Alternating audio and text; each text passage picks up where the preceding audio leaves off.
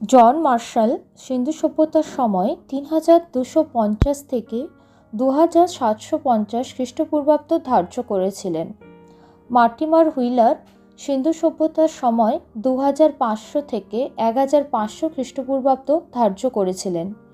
DP Agarwal সিন্ধু সভ্যতার সময় ২৩৫০ থেকে ১৭৫০ খ্রিস্টপূর্বাব্দ ধার্য করেছিলেন। স্যার চার্লস ম্যাসন ১৮২৬ সালে প্রথম সিন্ধু সভ্যতা পরিদর্শন করেন।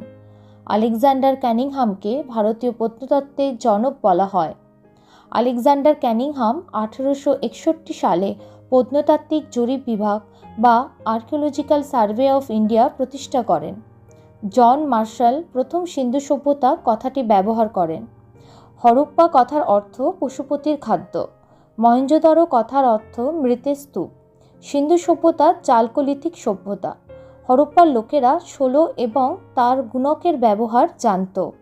গম ও বার্লি শস্যের চাষ সিন্ধু সভ্যতার মানুষ প্রথম শিখেছিল। সিন্ধু সভ্যতার লোকেরা লোহার ব্যবহার জানত না। সিন্ধুবাসীদের প্রধান পুরুষ দেবতা পশুপতি মহাদেব ছিলেন। মেসোপটেমিয়ার লোকেরা সিন্ধুবাসীদের মেলুহা বলতো। সিন্ধু সভ্যতার নগর পরিকল্পনায় তুলনামূলক অবহেলিত ছিল প্রতিরক্ষা ব্যবস্থা।